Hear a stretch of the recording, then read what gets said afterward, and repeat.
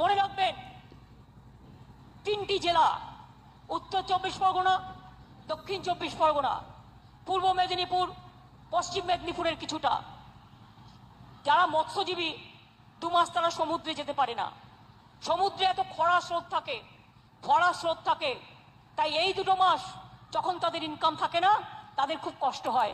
সেই 2 মাস গভর্নমেন্ট তাদের 5,000 টাকা করে 2 মাস 10,000 টাকা দেবে সমুদ্র সাথী মৎস্যজীবীদের। অর্থাৎ আমি যেটা বলি আপনাদের বারবার করে, অনেকে হয়তো ভাবেন দিদি বলছে, দিদি বলে না, দিদি করে দেখায়, এবং করে দেখিয়ে আজকে দেখালাম আপনাদের কি কি করেছি দেখুন।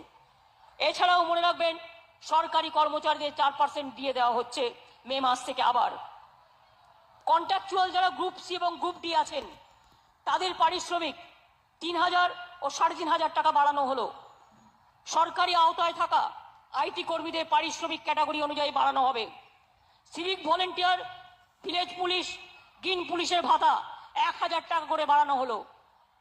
আপনারা জানেন, আমরা সিভিক ভলেন্টিয়ার যারা কাজ করেন গ্রিন পুলিশ ভালো করে, তাদের কোটা বাড়িয়ে, এবং স্পেশালি যারা কাজ করেছে খুব ভালো, তাদের কনস্টেবল এবং হোমগার্ডে রিক্রুট করবার জন্য, তাদের চাকরির জন্য, পার্মানেন্ট চাকরির জন্য তাদের কোটার সংরক্ষণ 10% থেকে 20% বাড়িয়ে দেওয়া হয়েছে, এবং তাদের স্পেশালি ট্রেন্ড করে তাদের ইন্টারভিউয়ের মধ্যে দিয়েই কাজে নেওয়া হবে, কিন্তু কিছু স্পেশাল অ্যারেঞ্জমেন্ট করে। এটা পুলিশ তৈরি করছে, তারা আপনাদের বলবে।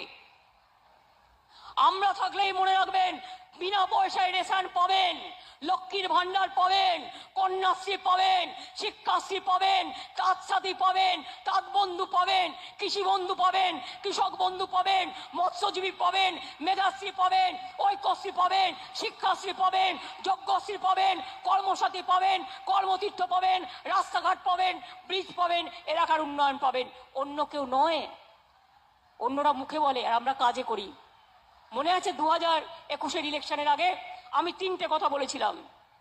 বিনা পয়সায় চাল চান, দুয়ারে সরকার চান, দুয়ারে রেশন। আমরা বলেছিলাম আমরা অনেক চেষ্টা করে যাচ্ছি। বিনা পয়সায় রেশন পাচ্ছেন তো? স্মার্ট কার্ড দেবো বলেছিলাম 10 লক্ষ টাকা, ছাত্রছাত্রীরা পাচ্ছেন তো? লক্ষ্মীর ভান্ডার দেবো বলেছিলাম, পাচ্ছেন তো? কৃষক বন্ধু 10,000 টাকা দেবো বলেছিলাম, পাচ্ছেন তো? সবটাই করে দিয়েছি। বাকি আছে আমার দেখার। আমরা এবার 6টা ইকোনমিক করিডোর করছি, যার দুপাশ জুড়ে ইন্ডাস্ট্রি হবে। ডানকুনি, কল্যাণী, ডানকুনি, বাঁকুড়া, বর্ধমান হয়ে পুরুলিয়া, রঘুনাথপুর।